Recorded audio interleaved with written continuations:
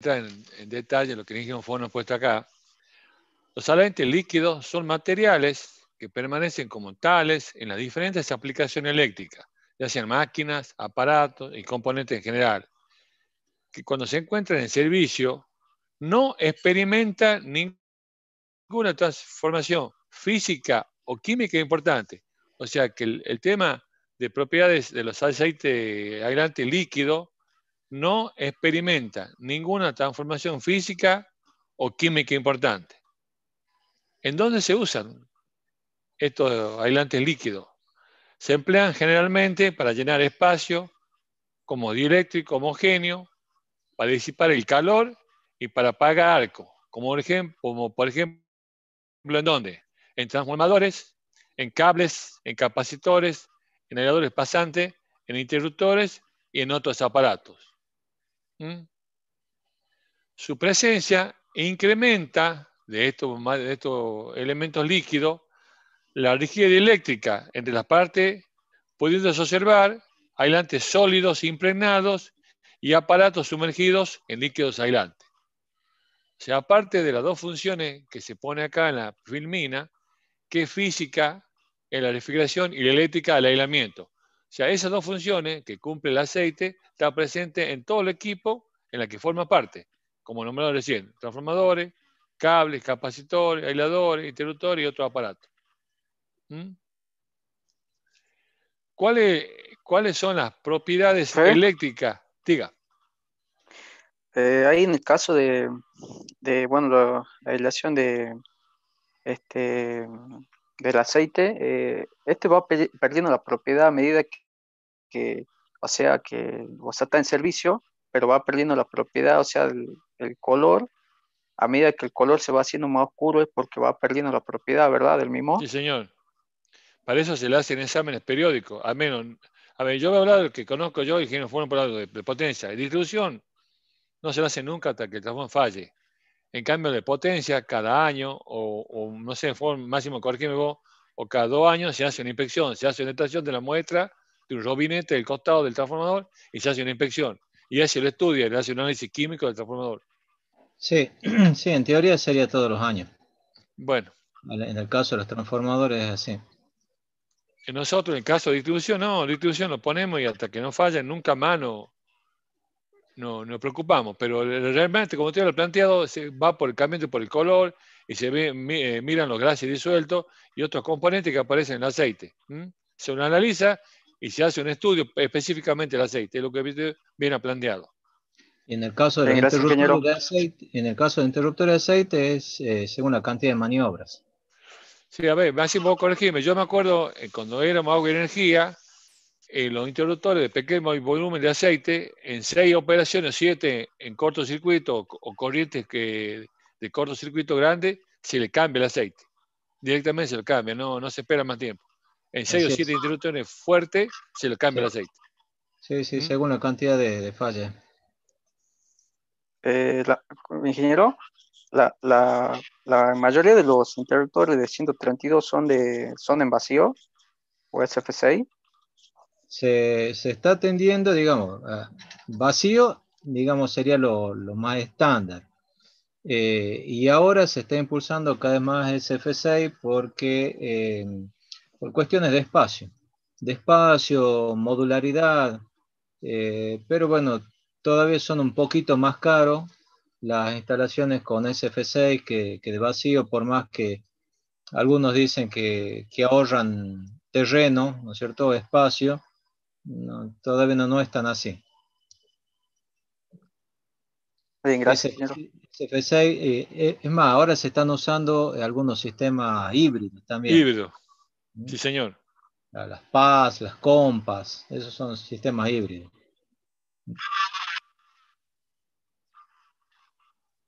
Que una parte es con SF6 y la otra parte ya no. El interruptor en sí está formado digamos, está aislado en SF6. Y las otras partes donde interviene seccionador, otras cuestiones por el estilo, eso ya en vacío. Claro, se entiende, ingeniero. Sí. Interruptores siempre son bajo carga. Los seccionadores son sin carga.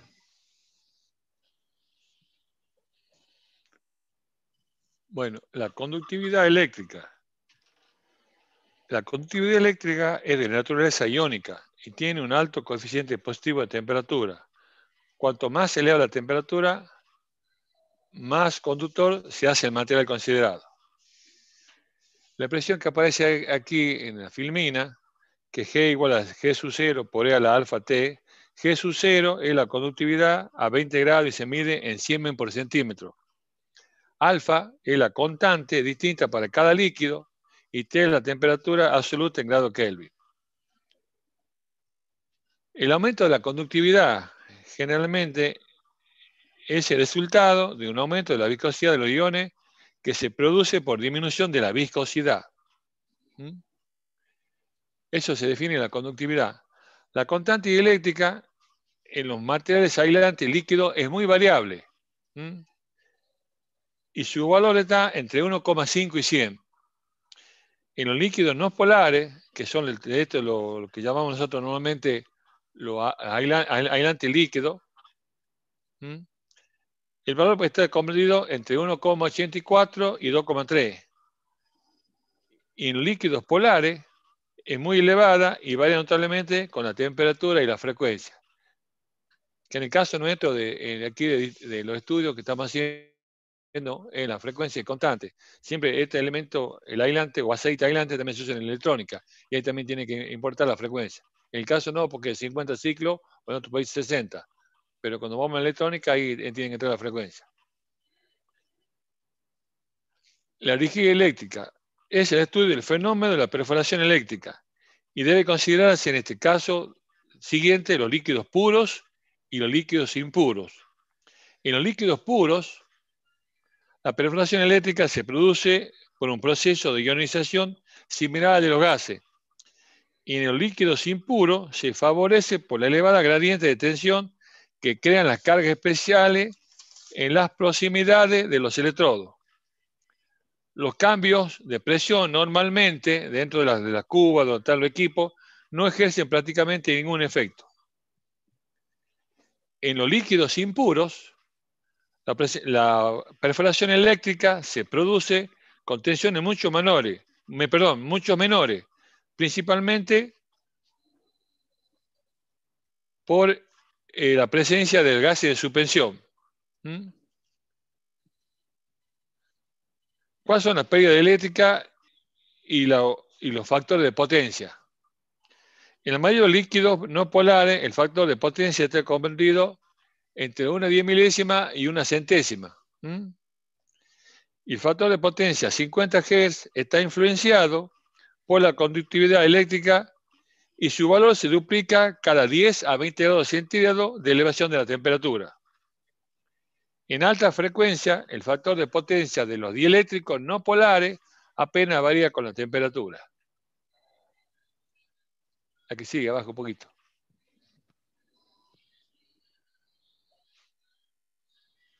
Viscosidad. ¿Qué es la viscosidad? Es la resistencia de los líquidos a fluir. ¿Y depende de qué? De tres factores. Es proporcional a la superficie de la lámina que se considera, es proporcional a la velocidad de traslación y es inversamente proporcional a la expresión de dicha lámina. Eso normalmente se expresa por una expresión que tiene en cuenta la fuerza de rozamiento, la superficie de la lámina, la velocidad de traslación, el espesor de la lámina H y mu, el coeficiente de viscosidad absoluta. Eso se tiene en cuenta para definir qué es la viscosidad como tal dentro de un líquido. En la práctica industrial, la viscosidad se mide en aparatos denominados viscosímetros y que miden el tiempo que tarda en vaciarse un volumen fijo de líquido a una temperatura determinada. Los viscosímetros más empleados en el mundo son el Engler, el Seibel y el Rixborn. ¿Qué son los puntos de inflamación y de combustión, definido también para los aceites. Los puntos de inflamación es la temperatura mínima a la cual los vapores desprendidos por el líquido se inflaman en presencia de una llama. ¿Cuál es el punto de combustión? Es la temperatura a partir de la cual el líquido arde durante 5 segundos por lo menos y sin interrupción. ¿Qué son los puntos de congelación y de descongelación? A bajas temperaturas, los aislantes líquidos se vuelven más viscosos. La primera anormalidad que se observa al descender la temperatura es una especie de niebla en la masa del líquido. La temperatura que tiene lugar este fenómeno se denomina punto de niebla, que se define como punto de descongelación. Se denomina punto de congelación la temperatura en la que la masa líquida se ha convertido en un cuerpo sólido. Y la descongelación es la temperatura en la cual el líquido pasa del estado sólido al estado líquido. ¿A qué se define oxidación? Oxidación en presencia de oxígeno y bajo efecto de temperaturas elevadas, muchos aislantes líquidos tienden a oxidarse. O sea que es una reacción entre el líquido y el oxígeno, una reacción, digamos, violenta, lo define mucho bibliografía a la oxidación. En relación violenta, en presencia de oxígeno, con el material que se encuentra en ese momento. ¿Qué ocurre con la oxidación? Forma de depósito granuloso o de consistencia bituminosa. ¿Qué perjuicio trae la oxidación? Diga. Una masa así como grasosa.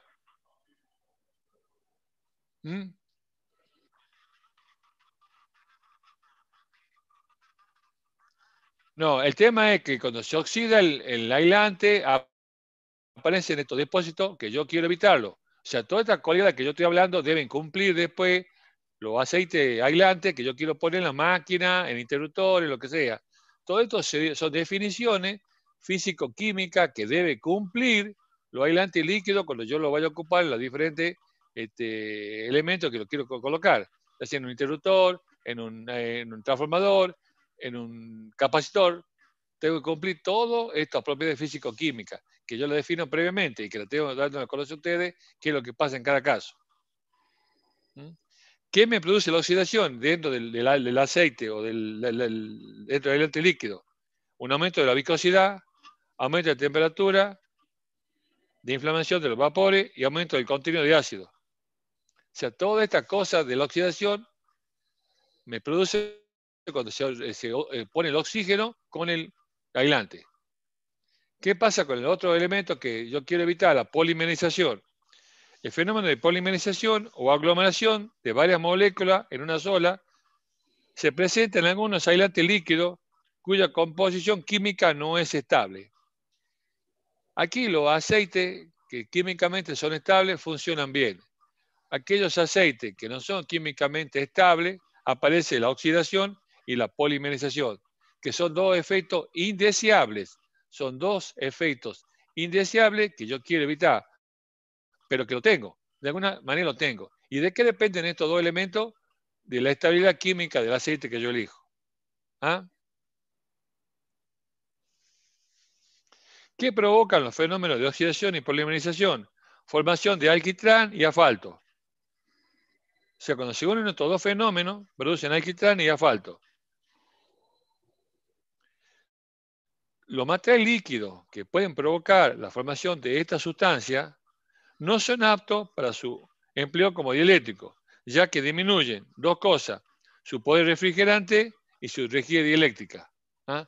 Son dos elementos estos que me producen efectos que me bajan el poder refrigerante del aceite y la rigidez dieléctrica del mismo. ¿Qué hacen los contenidos de ácido? Los depósitos sólidos contenidos en los materiales aislantes producen diversos ácidos que tienen un efecto corrosivo sobre los metales, devanados y piezas metálicas, que pueden quedar destruidos por perforación rápida de los aislantes, que a su vez se componen y se disgregan. La cantidad de ácido contiene en un aislante líquido se mide por el grado de acidez, que es la característica, que es la cantidad de hidróxido de potasio, que se pone KOH, cuando ve después la tablita específica de la norma, y expresada en miligramos necesario para neutralizar un centímetro cúbico del aislante líquido considerado. O sea, ¿cómo se mide la acidez? Con el grado de acidez, que es la cantidad de hidróxido potásico, expresada en miligramos, para neutralizar un centímetro cúbico del aislante líquido considerado. En eso se mide el contenido de ácido. ¿Cuáles son otras cosas que yo no quiero que me aparezcan en los elementos líquidos? El contenido de azufre. Muchos aislantes líquidos contienen azufre procedente de los cuerpos orgánicos o inorgánicos, con lo que se ha formado el aislante. El azufre tiene una desfavorable influencia sobre las propiedades eléctricas de los aislantes líquidos, por lo que debe eliminarse. ¿Cuál otro enemigo de los aceites aislantes? El contenido de humedad. Puede deberse a varias causas, entre las que pueden citarse material aislante líquido en contacto con aire húmedo. Es la carga de agua que queda en suspensión en forma de finísima gotita. La elevada temperatura de funcionamiento favorece estos fenómenos.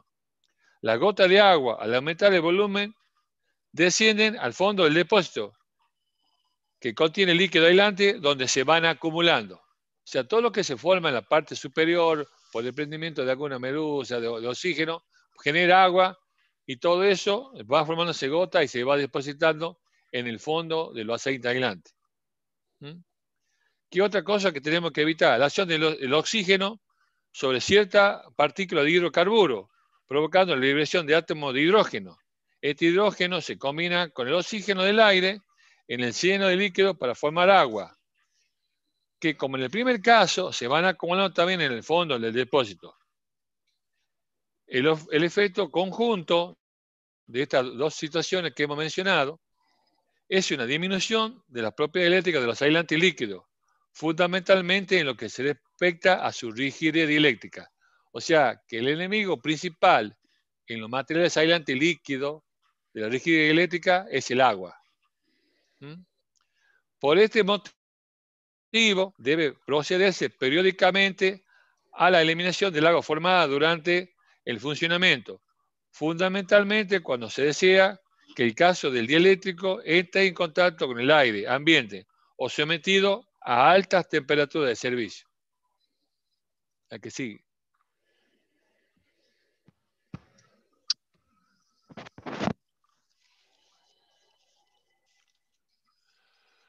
Clasificación de los aceites aislantes. Tenemos aceites vegetales, los aceites minerales, los aceites resinosos. Y por otra parte tenemos los aceites sintéticos, que son los hidrocarburos clorados, llamados normalmente PCB, y la silicona líquida. Y otros que son el tetracloruro de carbono y el agua. El tetracloruro de carbono, yo no lo he visto que se use mucho como aceite aislante, sí se lo he visto que se use más bien para apagar incendios. Y el agua como tal, el agua pura que se encuentra en el laboratorio, sí se ha hecho algunos ensayos, pero no ha tenido mayormente interés porque es difícil mantener el agua pura. Es difícil mantener el agua y que nos sirva como aceite aislante. Y quizás como ejemplo puede ser las resistencias líquidas, ¿no? A veces se usan, no tan puras, pero... Sí, tienen otra función. ¿Cuáles son las propiedades que necesitan los aislantes líquidos para ser usados como tal en los diferentes equipos que hemos nombrado? Ya son interruptores, condensadores, transformadores. ¿Qué deben cumplir estos aceites? Uno de los más importantes, que está anunciado acá, es la escasa tendencia a la sedimentación. Casi nula pérdida por evaporación. Gran estabilidad química, muchachos. Gran estabilidad química. Los aceites tienen que tener fundamentalmente una gran estabilidad química, si no, todo lo que hemos hablado recién, la oxidación, la polimerización, continuo de humedad, el aceite que no tiene buena estabilidad química la pierde rápidamente. Poca variación a su viscosidad ante diferentes valores de temperatura. ¿No? a temperatura, supongamos, de menos 5 a más 50. La viscosidad, el aceite tiene que, para que sea utilizado como tal, se tiene que mantener prácticamente constante. No es sencillo, pero tiene que ser con esa consideración. Bajo especie específico y coeficiente de dilatación. Muy alta temperatura de inflamación.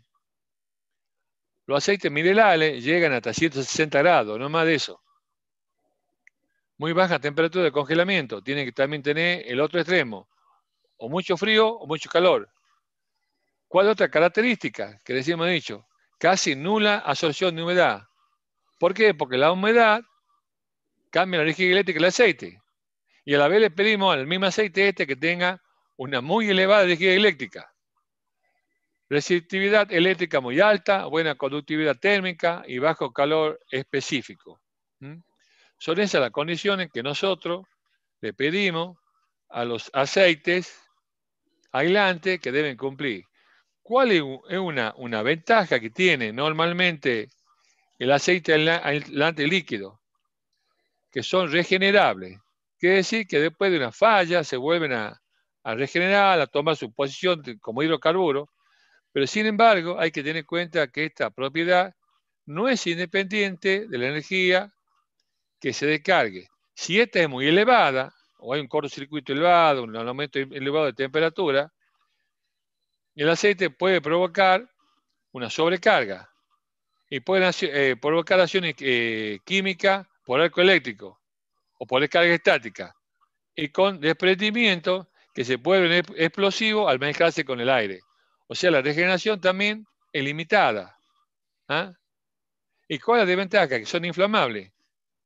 Los aceites vegetales, aislantes minerales, son inflamables, que muchas veces en lugares que son cerrados o en lugares que son más exigentes, no quieren poner transformadores de menos de distribución que sean inflamables y van a otro tipo de aceite que ya veremos a continuación. La que sigue.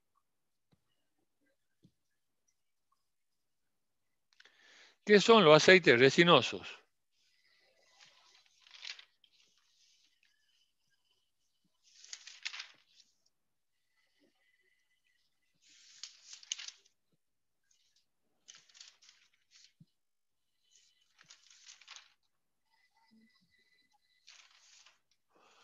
Los aceites resinosos son productos que se obtienen de la destilación seca de la colofonia y otros resinas naturales. Ya no se emplean como eléctricos en transformadores y conductores, tienen buena capacidad de penetración del papel aislante y buenas propiedades dieléctricas. ¿Cuál es el inconveniente que tienen estos aislantes resinosos? Que son tendencia a la polimerización, que es uno de los inconvenientes que nosotros hemos citado que se deben evitar. Y la aplicación que tiene estos aceites resinosos generalmente se usan para aislantes de relleno, en manguitos de palme, en manguitos terminales.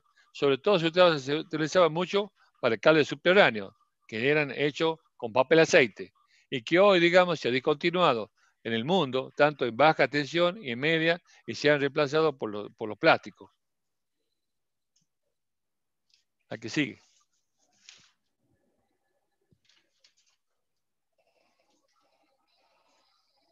¿Cuáles son las características que deben cumplir los aceites minerales?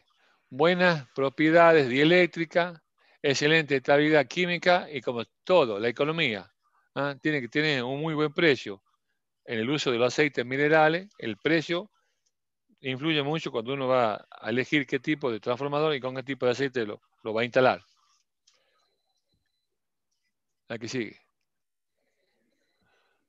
Los aceites... Los aceites minerales naturales constituyen mezcla de varios hidrocarburos. Se separan por destilación. Son productos fraccionados que tienen propiedades y aplicaciones diferentes. Aquí, ingeniero, ayúdeme con el grafiquito de la derecha.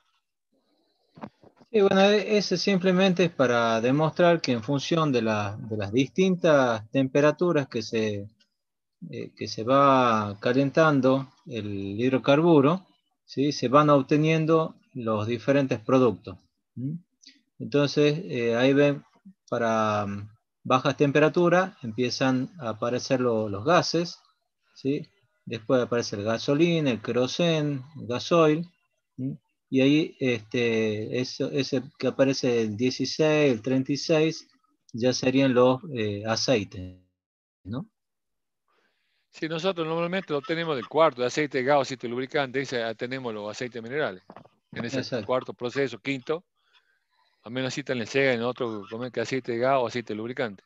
así Está es. entre esos cuatro. Pagar un poquito más esta. Ha sido. Va. ¿Cómo? Aquí decía abajo un poquito de esta. Sí. Bueno, aquí tenemos dos gráficos donde tenemos valores de rigidez dieléctrica que arranca con menos 80 hasta valor, digamos, que normalmente tiene un aceite nuevo que está mayor a 120 kilovolt por centímetro. La rigidez eléctrica normalmente de un aceite nuevo tiene que estar arriba de los 120 kilovolt por centímetro. Acá tenemos en el eje de la ascisa la temperatura y en el eje aquí de la izquierda la rigidez eléctrica. Y aquí a la derecha tenemos los grados Engler, cómo varía la viscosidad a medida que aumenta la temperatura de menos... Diga.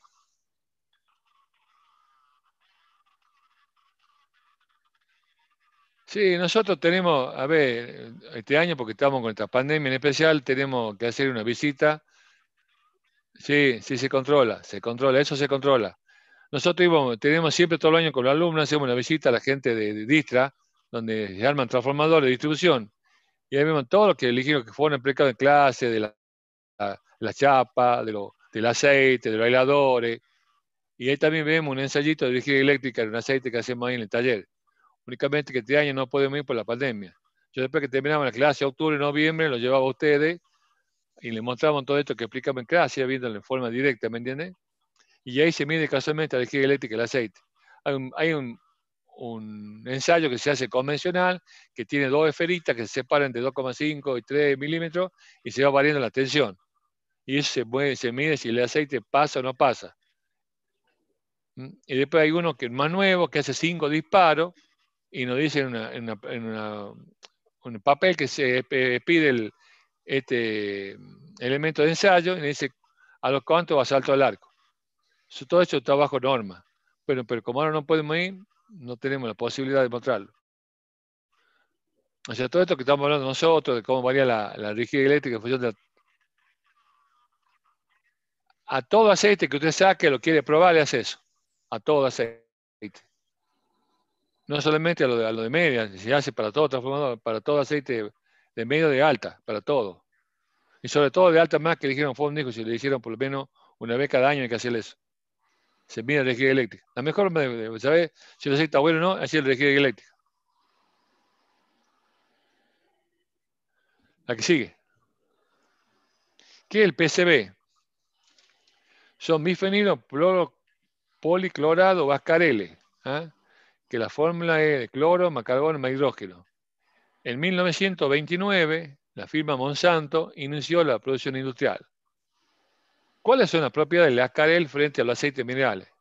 Que son resistentes al fuego, que son muy estables, que son excelentes dieléctricos y baja volatilidad a las temperaturas normales. Los PCB se utilizaron anteriormente como aislante para equipo eléctrico, como transformadores, capacitores y termostatos.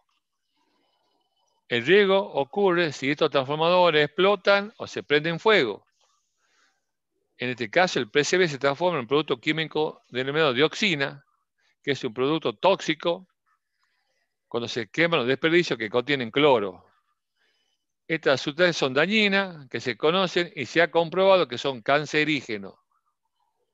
En el año 1976, la Organización Mundial de la Salud recomendó la prohibición de la fabricación de estos aceites bifenilos policlorados. Profe, Monsanto, lo que hacen los agroquímicos. Ajá. Ah, ya de hace un montón que vienen en esto, entonces. ¿Ustedes que quedan nuevos? ¿Que son bonitos? Yo pensé que habían empezado con el boom de la soja. No, están metidos en varias cosas. A ver, estos PCB se han empezado a usar cuando uno quería tener un poco más de seguridad en algunos lugares donde los transformadores con aceites minerales corren el riesgo de de explosión. Se usaban en barcos, en lugares públicos, cerrados, todo. Después, con el transcurso del tiempo, han visto que tenían estos inconvenientes con la salud. Y si muchachos dicho, no usemos más esto, porque esto va a tener muchos problemas. Y han demostrado que son cancerígenos, como aquí he puesto el ingeniero Fon en su diapositiva, cuando desprenden la dioxina. Pero había en lugares en Estados Unidos, por la falta de conocimiento de cuáles son los efectos perjudiciales para la salud, se lo tiraban en los lagos, al aceite al PCB. Y esto iba al fondo de los lagos. Entonces todos los peces que se encontraban en las diferentes lagunas, lagos, ríos, con estos aceite abajo, se lo terminaban ingiriendo y se adherían en la grasa. Y después cuando la gente ingería estos pescados, al no haber un elemento que se degrade, se lo terminaba ingiriendo y producían alguna anormalidad de enfermedades en el hígado y en el estómago. Yo nunca he escuchado, yo no sé, vos Máximo tenés otra idea, que hayan muerto gente por esto. Pero No, sí, no. cuando hay esto de dioxina, son muy tóxicas, sí. Entonces se ha No, visto que un producto que no se puede manejar, que no se degrada con el tiempo, he dicho, muchacho, lo hagamos desaparecer esto. no, incluso teníamos el caso siempre emblemático de un operador en La Rioja que se metía en las cubas de los transformadores a limpiar todo, nunca le pasó nada. Transformadores que tenían PCB. Después hay una recomendación con respecto a esto de los difenilos policlorados. Se usaban mucho en transformadores, en el piralene, se llama alcohol, ascarele, tiene varios nombres industriales, ¿no? Y en nuestro país, ¿cuál es la reglamentación o la ley que salió? Si una empresa tiene transformadores o equipo con PCB, hay un reglamento o una ley que exige denunciar a la Secretaría de Recursos Naturales y Desarrollo Sustentable de la Nación, que posee estos objetos como contaminantes. Y entonces la empresa es considerada un generador de PCB y es responsable por su tenencia. Para su destrucción, como se requiere transportarlo, y esto en situación de cierto riesgo, se deben obtener los permisos correspondientes. Y habían también algunas empresas a nivel mundial que eran las que usted tenía que llevarlo a estos PCB para que ellos lo destruyan. Y después le daban ellos un certificado que usted había destruido, supongamos, tantos litros de estos PCB. Eso es todo un tema. Desde se metió esto desde el 2000 hasta el 2005, toma varios años, hasta que hemos podido eliminar todos los PCB de los transformadores que tenemos nosotros. Profe, y actualmente, Sí. perdón que lo interrumpa, y ahora actualmente con el aceite que sacan del trafo, ¿cómo le hacen la disposición final acá? Y nosotros tenemos que cumplir, tenemos que ponerlo en tacho, tenemos que pedir autorización y lo mandamos a tu lugar donde lo queman. Hay un lugar que lo queman, digamos, que estaba aquí en Fría, que era una cementera, no sé si sabes estar eso, pero usted tiene que transportarlo, llevarlo, y ellos cuando lo queman le dan cuánto aceite usted quemado. Y eso usted es responsable de su tenencia. Hoy con el medio ambiente, muchachos, los que cambian aceite de auto están con problemas. Antes lo tiraban en cualquier lado. Hoy tienen que solicitarlo, son considerados generadores de estos de residuos y son responsables hasta que lo queman. Hoy está bastante complejo el tema del medio ambiente y hay que cumplir todos otros requisitos. Nosotros, trabajos nuevos, son libres de PCB, decimos así, pero tenemos que controlarlo. Menos de 40 partes por millón se considera contaminado. Entonces, todas esas cosas hay que reglamentarlas por ley, porque ahora está bastante exigente en esto. La que sigue.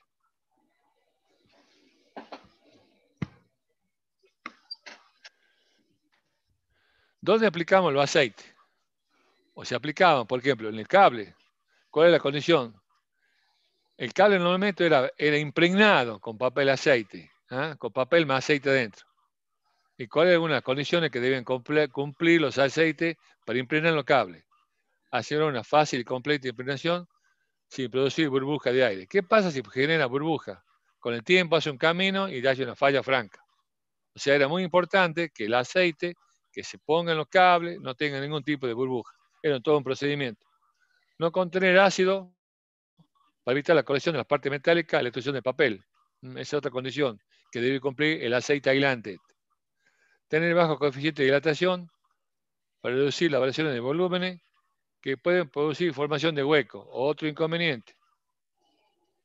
Y la otra condición que tenían que tener estos aceites era la alta resistividad eléctrica y periódicamente poco con la temperatura.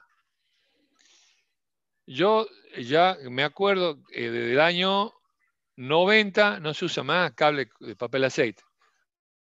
Nosotros hoy tenemos todavía en Tucumán algunas partes con cable de media tensión en el centro, y directamente cuando tenemos que hacer alguna reparación de estos cables, se sabían poner lo que se llamaban empalme de transición, que era de pasar del aceite al seco.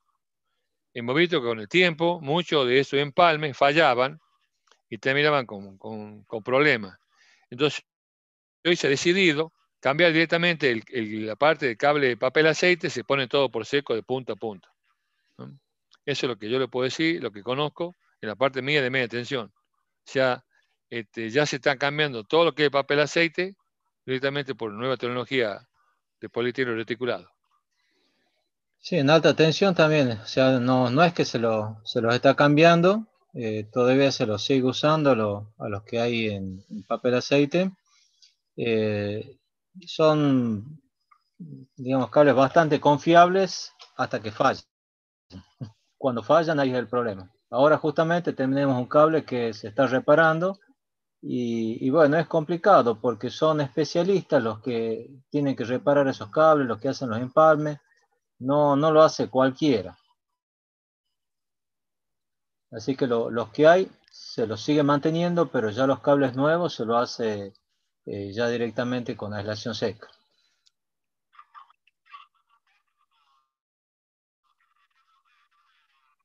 Y toda la línea que tenés, Tucumán Norte, Sarmiento, Estática, Independencia, todo ese cable subterráneo es de papel con aceite, papel aceite. 132 kilovoltios. Soy el Pozo Avellaneda también, profe, la mitad, ¿no? No, eso es seco. Ese Es un seco cable ya. de 400 milímetros en cobre, 132 en polietileno reticulado, con chaqueta de plomo, en seco ese. Y Ese después, ese está hecho desde donde está el puente que va al Lucas Córdoba. Ahí Patricio Córdoba y está. se hace aéreo ahí. Ese es subterráneo aéreo y llega hasta la Avellaneda, al fondo. ¿Mm? y después entre Estática e Independencia había una línea aérea, que Sí, esto es esa se la subterráneo. sacó por cuestiones de seguridad pública y se le reemplazó por un cable subterráneo también de aluminio y aislación seca, de polietileno reticulado. Profe, hay una terna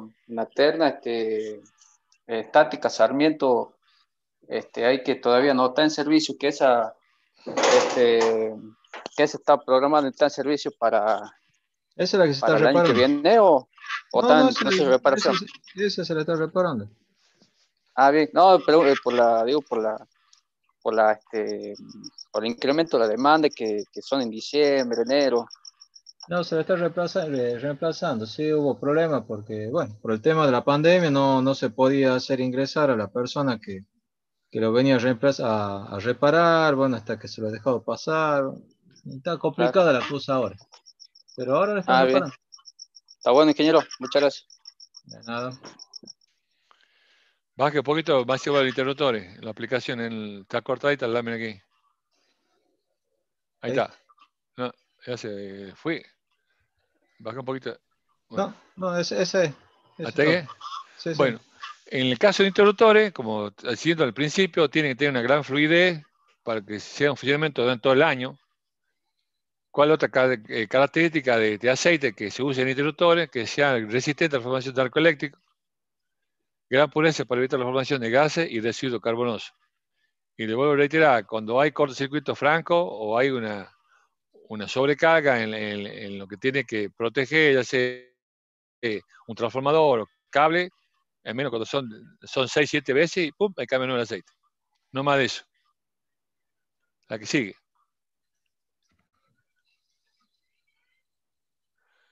¿Cuáles son las características que tiene que cumplir un transformador? El transformador es una máquina estática. O sea, el transformador no tiene nada móvil, nada. Pero aún a pesar de eso, como está todo el día, las 24 horas del día funcionando, tiene que tenerse una viscosidad reducida para asegurar la refrigeración. Porque aparte de aislante, el aceite también refrigera. Va hacia la parte exterior, puede ir por los radiadores Y después cuando hace falta, ONAN, ONAF, tiene una parte también que es forzada con ventiladores. Y eso también tiene que cumplir el aceite. Tiene que tener un punto de congelación bajo y una energía eléctrica suficiente para el lado de mano entre sí, y esto con el hierro. Al lado de mano entre sí es tensión de línea, y esto con el hierro es tensión de fase. Si es 132, entre 132 y 132 sobre ahí de 3, es 69 kV más o menos. Si es de 33 kV, es 19 kV. Y si es 13,2 en tensión de línea y 7,6 en tensión de fase. Esos son los niveles de tensión que tiene que cumplir el aceite cuando está dentro de la máquina, depende del nivel de tensión que tiene. En el caso de condensadores, el condensador también es un elemento que se sella de por vida. O sea, cuando uno se pone el aceite en el transformador, me tocó ir una vez a esta fábrica Leiden, se hace vacío primero. Y cuando se hace el vacío, después se incorpora el aceite dentro del recipiente. Y eso queda sellado de por vida. No se toca más, salvo que haya una falla franca o se rompa el estanque o lo que contiene el aceite del condensador. Pero eso no se toca más. Entonces se tiene mucha precaución cuando se lo llena al aceite al condensador, tanto para 13,2, para 33 o para tensiones mayores. Las características también son de refrigeración perfecta, tiene que tener energía eléctrica estable, elevada resistividad, una constante eléctrica en la capacidad importante, y también se usa aceite para llenado de cubos de capacitores no trabajando a alta temperatura. El tema siempre de este aceite que está contenido es que ve el medio donde va a trabajar, si va a trabajar en Siberia o va a trabajar, no sé, en el Caribe. Eso tiene que tener en cuenta cuando uno elige el equipo y dónde lo va a instalar. La que sigue.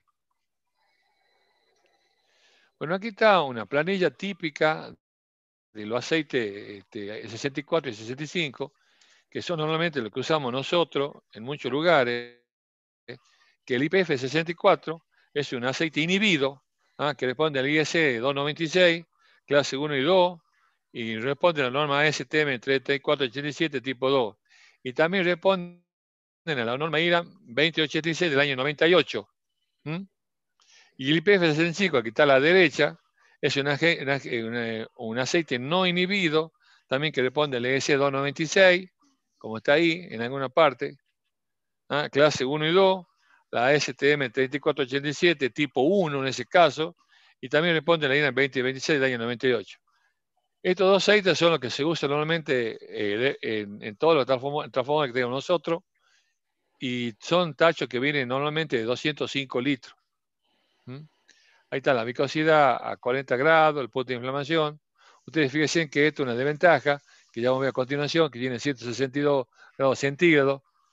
La tangente delta, el poder eléctrico es 30 kV y el correlí de 2341 es 50 kV. Esto estamos hablando, muchachos, de aceite nuevo. Esto es la característica del aceite nuevo del IPF 64, el inhibido, y el 65 no inhibido. Está la acidez soluble, cuántos miligramos de dióxido de potasio por gramo, los valores totales y el color. Diga. Que tiene un inhibidor, por ejemplo, para la oxidación. Es una cosa que uno le agrega para mejorar, supongamos, que no se oxide tan rápidamente. Ese se llama inhibido. Un agregado que uno le hace el aceite. Un producto que le agrega, ¿me entiende? Bien, la que sigue.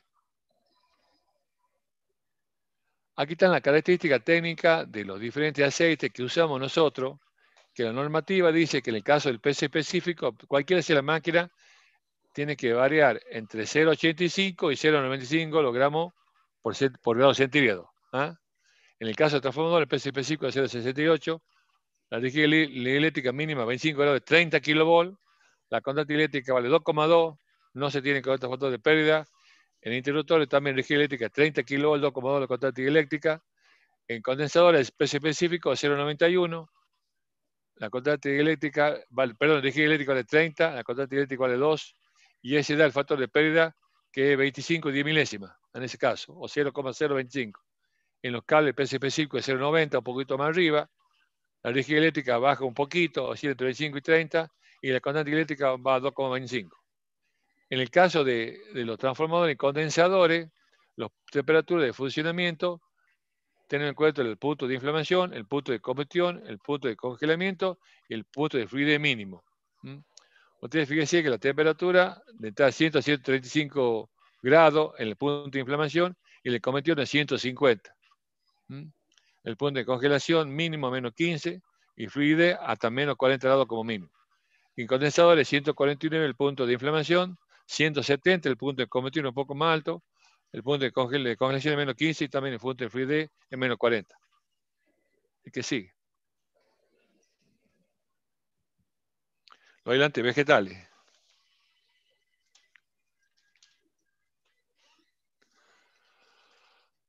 Los aceites vegetales normalmente se utilizaban en impresión de papeles y de tejidos aislantes.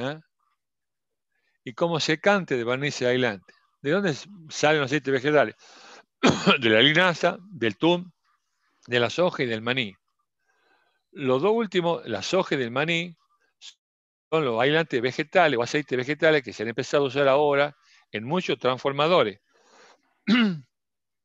¿No? O sea, se están implementando en aquellos lugares donde yo quiero tener una mayor temperatura de funcionamiento. Entonces se compara los aceites minerales frente a los aceites vegetales.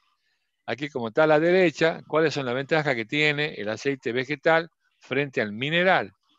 Que son biodegradables, que son no tóxicos, que tienen menor riesgo a la manipulación, menor riesgo para instalaciones, difícilmente inflamable porque la temperatura se va de 160 grados a 360, tiene una buena rigidez eléctrica, tiene una estabilidad a alta temperatura, tiene una compatibilidad con el material usado dentro de cualquier máquina, ese transformador, capacitor, tiene una buena compatibilidad, tiene una mejor tolerancia a la humedad, tiene mayor vida operacional en transformadores, se libera menos gases ante un arco que con respecto al mineral, tiene excelentes características térmicas y menor riesgo de explosión a incendio.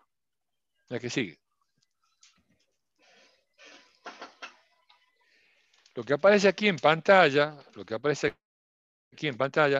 es un fluido dieléctrico que está desarrollando la gente de Tubo Transelectric, que en su momento, ellos conjuntamente con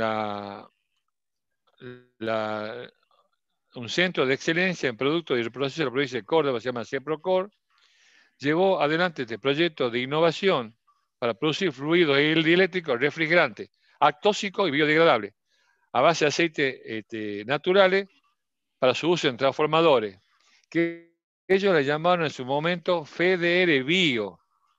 Este aceite vegetal con alto contenido de esteres derivados del ácido oleico. Estos estudios permitieron a los precios diferentes FDR Bio en base a aceite de maní, AO, girasol y de mezcla de ellos, y que cumplieron con la norma ASTM 6871. O sea, ellos se han preocupado, la gente de Tubo Transelectric en una fábrica de transformadores, junto con el CEPROCOR que es un instituto que se dedica a hacer estudios, han logrado desarrollar este aceite en base a maní y a girasol.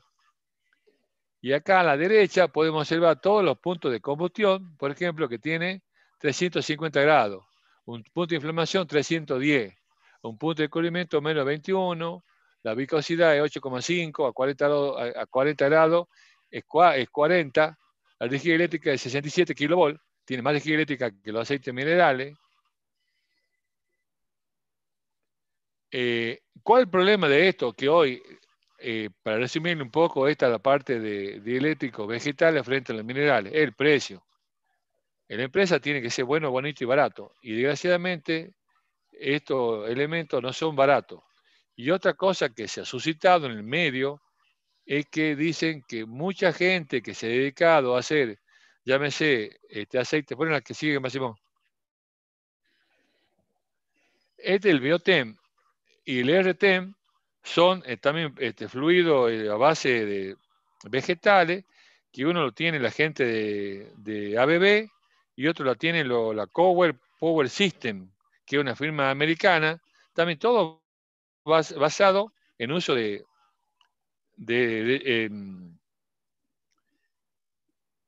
aceites, digamos, que son vegetales. Entonces, el problema que aparece en el mundo es cómo vamos a desperdiciar tierras normales para hacer otro tipo de productos a fabricar aceite, maní, soja o otro elemento vegetal para fabricar aceite. O sea, hay una controversia en el mundo hoy que está insistiendo que no se avance más con esto porque se deja de alimentar gente. Es una cuestión que hoy no está resuelto.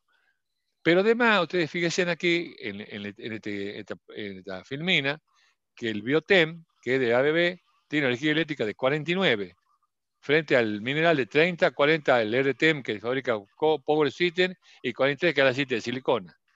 Y ustedes fíjense que el punto de combustión es 347 grados, muy arriba del óleo del aceite mineral, que es 160. O sea que tiene muy buenas propiedades. Y lo están usando mucho ellos normalmente en Estados Unidos en plantas farmacéuticas y procesos de alimentos. O sea, donde requieren que no haya riesgo de incendio, usan este tipo de aislantes, digamos, vegetales. Y también tienen una gran ventaja, que son biodegradables. Ustedes fíjense en la última parte, en ambientales, la tasa de biodegradación es del 97% a los 21 días. El mineral es de 25% y el de RT 27,1%. Y la silicona, nada, amigo. La silicona se mantiene en el mismo momento. Diga.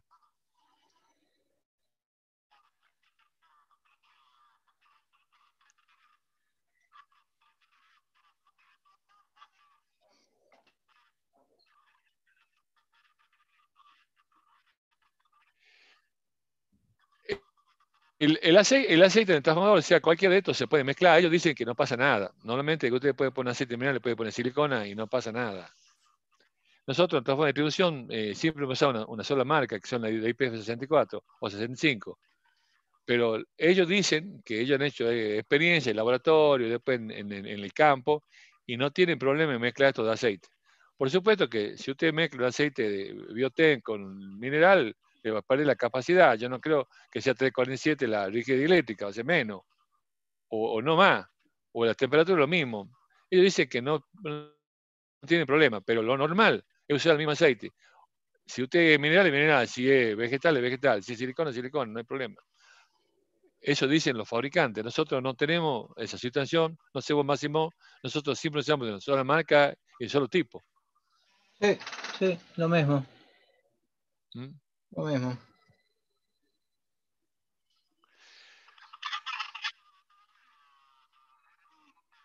A ver, son los desarrollos de orgánicos, de los vegetales o de los siliconas, son para casos especiales. Supongamos, ustedes fíjense también que están los de resina, eso de resina epoxi, eso lo usan, supongamos, en todos los call centers, o esto, los jumbo, no quieren mineral, no quieren correr riesgo. Entonces usan transformadores de seco. No quieren aceite minerales, de ningún tipo, ni nada. Entonces van a lo seco. Usan su transformador de seco. Ellos eliminan ese problema. Y si fabrican, sí, para un cierto grupo, no lo hacen de forma masiva. Pero yo en la empresa que estoy, tenemos más o menos hoy nosotros 7.700 transformadores de distribución. Y todos son con aceite minerales. Nosotros una vez hemos recibido detergente de tubo transeléctrico y esto en vegetales del FR Bio, y andan bien, pero no hemos animado a comprarlo por el precio, y porque todavía no está usado en forma masiva. Cuando eso baja el precio y esté al mismo nivel del mineral, vamos a analizarlo, pero hoy no. Hoy seguimos usando el mineral porque es más barato. ¿Está? Máximo, ponga el videito ese de Blue Trafo, por favor. Ya queda 10 minutitos. Sí.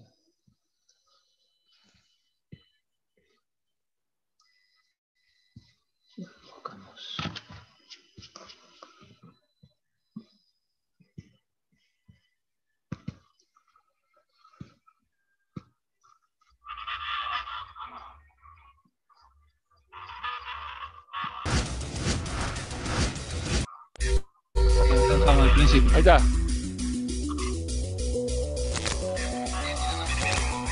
Aquí les vamos a mostrar un transformador, cómo se arma desde el principio, cuando está el núcleo de hierro, de la chapa de silicio, cómo se lo pone, la bobina, cómo se lo mete el yugo dentro de la cuba, cómo se ponen las piezas que corresponden y cómo se llena el aceite, que es bastante interesante. Esto es una firma de Brasil.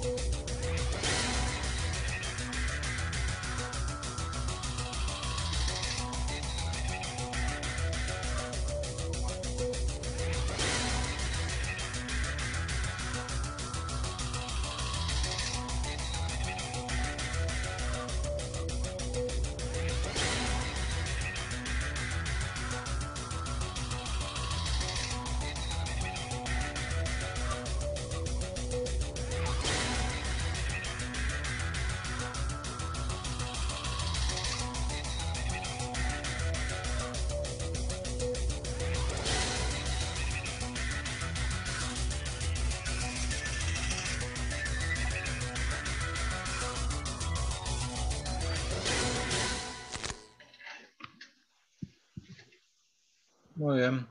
Máximo, ponen la Sí. ira en 20 en serio, por los dos primeros hojitas me quiero mostrar los precios del aceite de cuánto lleva cada litro, cada transformador. Sí. Son 2 mentritos nomás. La ira en 20 que te pasó a mi hijo ahí, los dos primeros Sí. hojitas. Esa.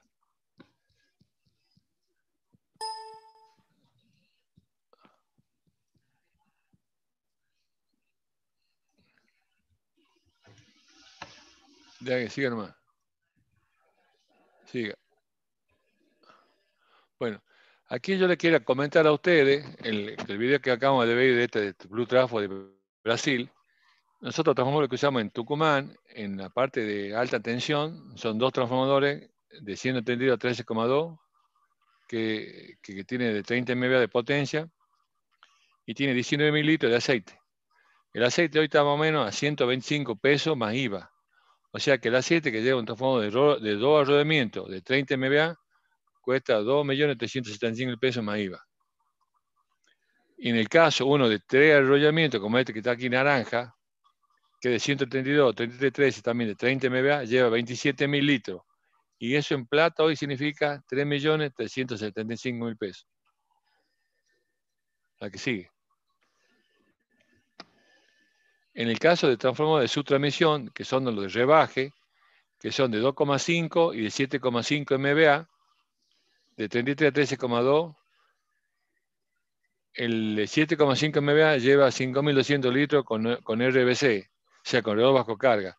Y eso cuesta 650.000 pesos más IVA. Y en el 2,5, que lleva menos aceite, 1.600 litros sin RBC, cuesta 200.000 pesos el aceite para el transformador este de 2,5 MVA. Eso es un precio de ahora. La que sigue. Y en el caso del transformador de distribución son dos modelos. Este que está a la izquierda, el gris, ese se llama de llenado integral, no tiene tanque de expansión. Y este de la derecha, este colorcito medio beige, ese irá a 22.50. Entonces, el de llenado integral lleva 250 litros, son 30.000 pesos. De 315 cabe a ambos. El de IRA 22.50, este beige, tiene 350 litros y son 43.750 pesos más IVA. Eso para que ustedes tengan una dimensión de dónde se usa el aceite, cuánto cuesta y cuántos litros lleva menos cada equipo. Nosotros en la empresa que trabajo yo tenemos de distribución en total de potencia que van desde 10 kV hasta 630, tenemos 7.700 transformadores de distribución de diferentes potencias. Hasta ahí Máximo está. Bueno. ¿Alguna pregunta? Es mucho aceite, profe, ¿no? Es mucho, ¿no? Es mucho. Plata. Bueno. Y ustedes fíjense, ¿alguien? cuando lo roban, lo primero que tienen es el aceite. El primer daño ambiental que hay tiene el aceite. Roban adentro del cobre para venderlo. Y lo demás tiran al suelo. Profe, la otra vez, hace un par de años abrieron un transformador en Catamarca, en una zona rural. Lo cortaron todo y le sacaron los núcleos. Era un transformador gigante, no sé de quién sería. Algo en particular capaz, no falta lo que No, pudiesen no, hacer no, daño nomás. era gigante, gigante, ¿no? ¿Sí? No sé, la verdad. Bueno, les quería comentar ahí por el grupo de WhatsApp, les mandé un folletito de los distintos tipos de equipamientos que hay, desde el interruptor básico, pasando por el interruptor de tanque muerto, que es interruptor más transformador de corriente, después los módulos híbridos, los PAS, lo que les decía, que ahí ya tienen todo lo que es el interruptor, el transformador de corriente, el transformador de tensión, lo que hace la parte del seccionador y conexión a tierra, todo lo que eso es la parte de interruptor aislado en SF6 y las barras quedarían en aire. Por eso se llama híbrido. Y después ya va el GIS, propiamente dicho, donde está todo aislado en SF6. Por ejemplo, esto de los interruptores híbridos tenemos en Tafí del Valle, ¿sí? Ahí están conectados. Y después con GIS está, por ejemplo, todo lo que es el Parque Solar Cauchari, en La Puna. También está lo que es loma negra. Son algunos de los ejemplos que tenemos en SF6. Y bueno, si siguen avanzando las gestiones, capaz que en Tucumán también tenemos alguna estación en SF6, ¿no? Está bueno, ingeniero. Bueno, ahí les dejo para que lo vean. El lunes que viene, entonces, tendríamos ya la última clase teórica y bueno, vayan empezando ya a estudiar para los parciales. Estoy viendo cómo se arma ahí un parcial a través del aula virtual y empezaríamos, no sé si el lunes que viene, pero sí el otro. El otro ya seguro que empezamos con los parciales. El máximo lunes que viene creo que es feriado. Es Tenés 12. razón, tenés razón. Entonces, seguro sí, al otro lunes, el 19. lunes siguiente, el 19, vamos a tener el parcial y el temita de SF6, perdón, de gases. El parcial sería sobre materiales conductores y materiales magnéticos. Así que esos vayan estudiando dentro de 15 días un parcial. ¿Estamos? Bueno, ¿Entendido, ingeniero? nos vemos entonces. Profe, ¿el parcial Sí, sería múltiple choice o cómo? sí, lo estoy tratando de armar múltiple choice. Vale. Lo habilitamos un tiempito para responder, un tiempito corto, de manera de que todas las respuestas estén en la cabeza. Y listo. Rapidito nomás. Listo, profe, gracias. Bueno. Hasta luego.